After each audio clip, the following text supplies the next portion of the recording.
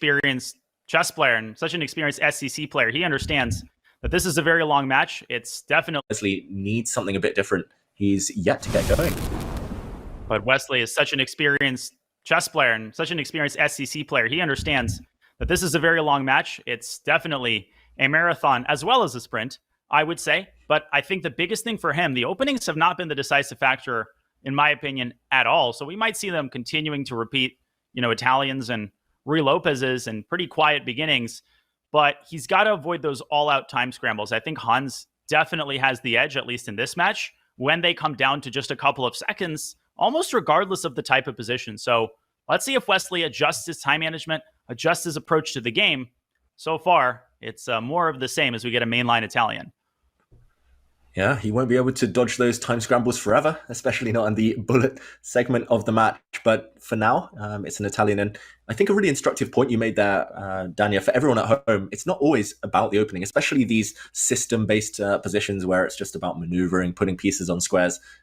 You can do that as well as you like, but at some point, positions do explode and you need to be able to calculate, you need to be able to hold your nerve and take your chances when they come. In the meantime, Wesley, he's got a really solid opening. He's a fantastic adherent of the Italian on both sides, white and black. And I think he believes still in his knowledge here that he's going to get a decent position. It's just about doing something with it later as Hans decides now whether to go forward in the center, whether to keep developing white's pieces. I'm expecting knight BD2, but it's always the calm before the storm. That's been the theme of every single game so far. Oh, yeah. And, these positions look very simple. And you might be wondering, okay, why did Wesley just spend 40 seconds on his last move? Well, maybe he was deciding between bishop b6 and bishop a7. Well, why was he deciding that? Maybe just eeny, meeny, miny, mo. No, I think you're actually seeing what he was trying to figure out. And I think he's, at the very least, hinting at a potential queenside expansion. We saw Hans doing this in game 2. Wesley had some notions. Hans says no. That white bishop, it's doing a dance. If you showed me this position, I would say, okay, it's a Berlin, it's a Ruy Lopez. But nope, it started as an Italian. The white bishop went to c4, b3, a4, b5. It's going to get kicked back again soon once Wesley moves that knight away from c6. So, yeah, he's really... moves his hand away from the camera, too. Exactly. He's just making move by move. I would criticize this if a student were moving their bishop so many times. But Hans, he knows it's for a purpose. And white does have the center, Daniel.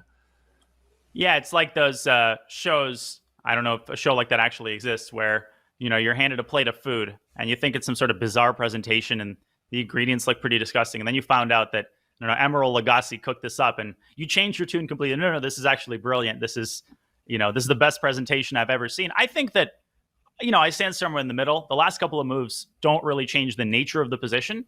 Like you said, this is going to be decided toward the middle to late middle game. The middle game, that rolls right off the tongue. And once again, an exchange on d4. We've seen this before. And in Hans's case, he followed it up with d5. Wesley had the white pieces in this structure. Now the colors are reversed. Mm-hmm. And it's going to get complicated. It's going to get sharp. The blue arrow appears and insists that white needs to uninstall that black knight from the center, trade off that powerful pony. But other tempting moves available to Hans. So I'm not going to guarantee he's going to play that move. Knight g3 also does compromise the white kingside pawn structure a bit, but black is ready to strike with c5, maybe even f6 in some positions. And if the position comes to life, then my point earlier about white wasting 4 or 5 tempi with his light squared bishop, then it becomes relevant. It's only in those more open dynamic positions that loss of time is kind of laid bare. So he needs to speed up here with his piece development. Hans Niemann needs to get rid of black's best piece, but not an easy move to find. It's costing him a lot of time.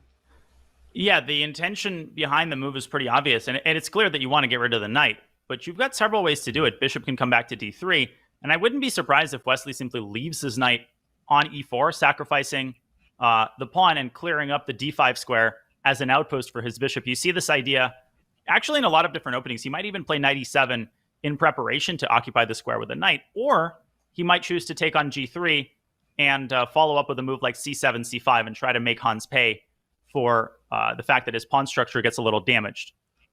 Mm-hmm. And Daniel, you're the bullet expert, but a little tip for everyone at home. This white actually on the king side is perfect for, at least in my experience, perfect for blitz bullet chess because your king on h2, super safe, shielded from checks. There we go. The king does park up. And It's going to be so tough for the opponent to get to it. Here, of course, it's blitz, still a lot of time on the clock, but in a time scramble, nice to have a safe king.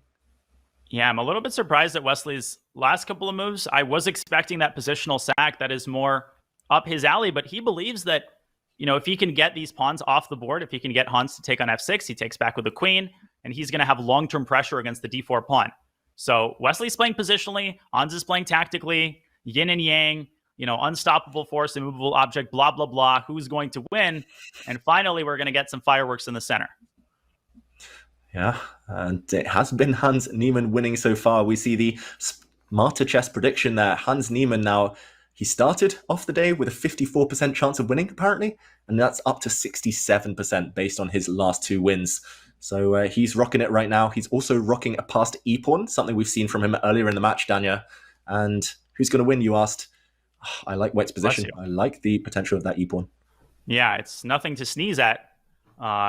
Even though I think I just sneezed on the camera there. But wait a second. Bishop takes f5, rook takes f5, queen d3. That looks like a skewer, but Wesley has the move knight g6 to e7. Still, it's a pretty awkward move to have to make. This pawn's going to be up Wesley's grill pretty soon. The bishop's coming out. White definitely has a pretty big initiative here, David, but if you don't convert this into something tangible, Wesley's eventually going to regroup his pieces. And remember, a pass pawn in the middle game, it can turn from a strength to a weakness pretty quickly if you're not vigilant. Exactly. Same position. This exact position with the queens off the board. I think both of us would pick black every time because black has the more harmonious pawn structure. Black's pawns are connected. White's e-pawn clearly isolated and weak. But queens on the board, totally different flavor. White's king safe. Black's king not safe. So Hans, he still needs to be quick, energetic. But those have been his calling cards so far today. Or g4, g5. I love the idea, Danya. I don't really want to break that beautiful pawn structure around the white king, but the idea of going on the attack now, so tempting, so appealing. But okay, bishop f4, loading up the trebuchet and preparing e6 on the next move. Obviously tempting Wesley into playing g5. Now, Wesley's not going to play g5. Yeah. Or if anyone else, I might think maybe, but definitely not Wesley. So he hates weakening his own king. Unnecessarily. He's setting up an exchange sacrifice. I was actually going to ask about this, Danya. Queen to f8, maybe hinting that he might remove that white bishop from the board. Suddenly black would get serious counterplay against the white king. Ooh, he's trying to tempt Wesley. He's got to take that bishop. Takes. And actually g3 there, very important. You hinted at the kind of robust nature of white's pawn structure. King h1, knight f5. That king would have gotten kebabbed. And if I can just very quickly show a beautiful mate that could have ensued really quickly after knight f5. If white pushes e7, David, I see that knowing smile.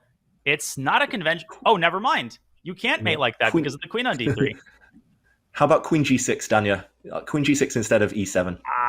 Queen. Oh, wait, no. Queen c2. Queen c2. Just get it out of there. I was going to show queen h2, knight takes h2, and knight to g3 mate. So that queen would have to move out of the way. Actually, king h1 was a more serious move than I thought, but clearly knight f5 was too scary. Anyways, thank you, white queen on d3, for making the commentator look like a fool. I really needed that.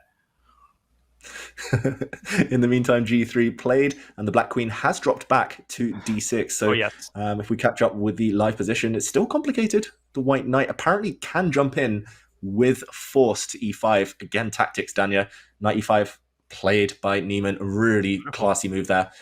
Yeah, queen takes e6, knight takes c6, and white regains the pawn, gets a rook on the 7th rank, and white's king safe, black's king not. And material up now. The more pieces go off the board, the more significant white's extra exchange. Queen takes e6, knight takes c6. I mean, it's a trade. That's the point of the combination. But once a rook lands on e7, and once black is absolved of this blockading knight on e7, the extra exchange is going to be the most decisive factor. That knight, it's not done yet. It jumps into f7, installation complete, and the victory might be complete in just a couple of accurate moves. Down to 30 seconds, though, is Hans Niemann.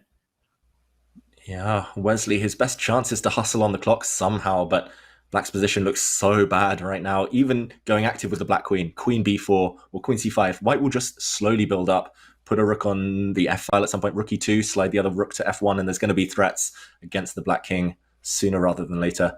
Rook f4, rook f1, rook f4, knight takes h6 is already on the cards.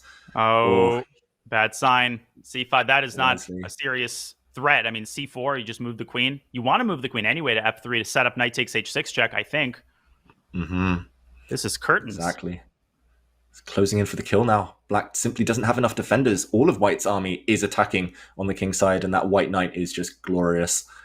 I wouldn't be surprised if Wesley resigns. This is incredible from Hans. He played a match already earlier today, remember everyone, against Anish Giri. He won that one in style by a margin, and he's still doing it again. The energy on this boy, incredible. And the timing, it was pretty auspicious for Hans. He had 3+2 time control against Anish. That was, I think, day one of their match. And look at this, by the rook F6, maybe not the most accurate. Maybe knight G8 and, bishop E3, I think, keeps Wesley in the game. Wait a second. Bishop E3, that is found by Wesley. So will we see a shake of the head from Hans Niemann? He's under 20 seconds, calmly playing H4. He's still winning. But the idea, everyone, was queen D2 check if that bishop were captured. And he's still fighting. But Black doesn't have that much time. He needs to bring his queen to the defense somehow. The white king's going to move now, Danya. King H3. Whoa, he goes back. Good. And now it's a chance for Wesley. This is still a very hard position to hold. Forget the eval bar. Mm-hmm. Look at Hans's queen and how it surrounds the king. Rook F7 is threatened. Wesley's running out of time. I don't think he's pulling it off. He's going to flag. No. And there we go.